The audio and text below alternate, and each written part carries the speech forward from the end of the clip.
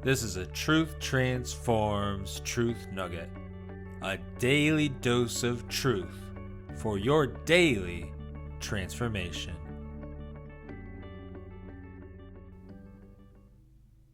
Welcome back to another Truth Nugget. Today we're going to talk about temptation, the importance of recognizing temptations that there are, looking to overcome temptation, and praying for God to protect us from temptation. I was reading a devotional here by Free Grace Broadcaster, and there's a sermon by John Owen in here. I'm going to read you a portion of that about temptation. First, we're going to go to the passage this is based on. This is based on Matthew 26:41. Watch and pray that ye enter not into temptation. Let's read those verses around it. This is Jesus saying to the disciples in the Garden of Gethsemane the night before his crucifixion. We'll start in verse 36. Then Jesus went with them to a place called Gethsemane, and he said to his disciples, "Sit here while I go over there and pray." And taking with him Peter and two sons of Zebedee, he began to be sorrowful and troubled. Then he said to them, "My soul is very sorrowful, even to death. Remain here and watch with me." And going a little farther, he fell on his face and prayed, saying, "My Father, if it be possible, let this cup pass from me. Nevertheless, not as I will, but as you will." And he came to the disciples and found them sleeping. And he said to Peter, "So could you not watch with me 1 hour? Watch and pray, that you may not enter into temptation. The spirit indeed is willing, but the flesh is weak." This is the portion that this devotional is based on, the one that I'm reading, and I'm going to share with you. Watch and pray that ye may not enter into temptation. We see that it's important to be alert. It's important to be prayerful.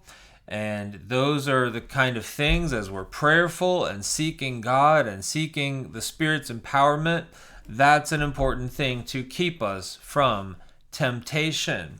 And John Owen gave a definition of temptation in here, and I'm just going to read some of these closing thoughts from this sermon. I think it's from a sermon. From Temptation Resisted and Repulsed, abridged, so it's like a reprint of a portion of a sermon. "A temptation, then, in general, is anything that for any reason exerts a force or influence to seduce and draw the mind and heart of man from the obedience that God requires of him to any kind of sin.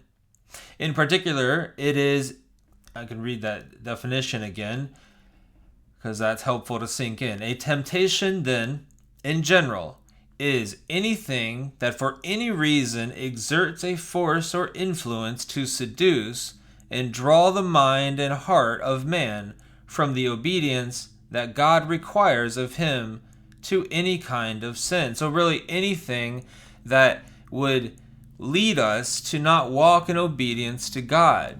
Anything that is not ultimately glorifying to God. Anything that would get in the way of our walking out obedience to the Lord.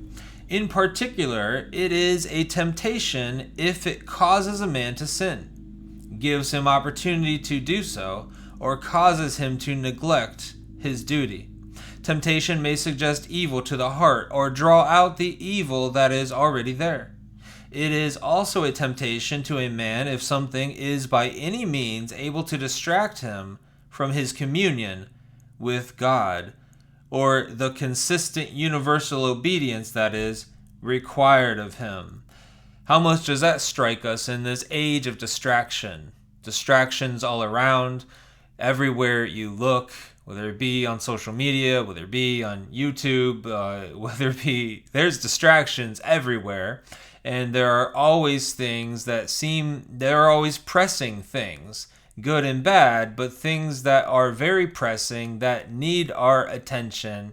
And these, we can still call them distractions. We must fulfill our responsibility, but anything that's keeping us from regular time in the Word of God, ultimately is a distraction. So we need to prioritize what is most important, handle the responsibilities that are absolutely necessary, but make sure that we're still staying in the Word of God and not letting that be neglected.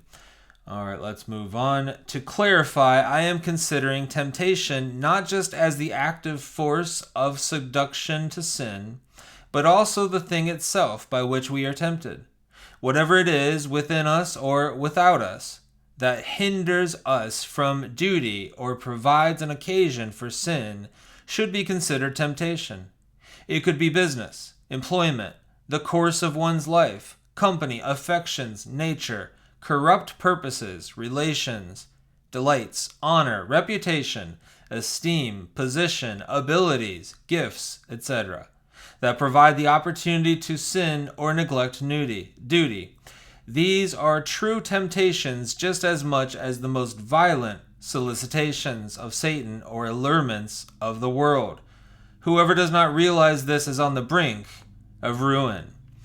Yeah, that's true. Anything that is out there that keeps us from our duty of communing with the Lord, spending time with the Lord, and walking in obedience to His Word, ultimately is sinful and is something that is a temptation, something that we can all fall into. We need to spend time with the Lord, and that is what will enrich us, delight us, and give us the food for our soul that we need. Well, I hope this was a blessing. Thanks for joining me for today's Truth Nugget, and I will see you in tomorrow's Truth Nugget. Well, I hope you enjoyed today's Truth Nugget, and I'd like to let you know about a resource to help with your devotional time. It's the Devotional Bible Study Guide, and it's a workbook to help guide you in your time with the Lord. There's room to journal. It's got prompting questions. You can find out more at preachingforgodsglory.org. There's a link in the description, and it's also available at Amazon. Be sure to look at the link below to find out more. God bless.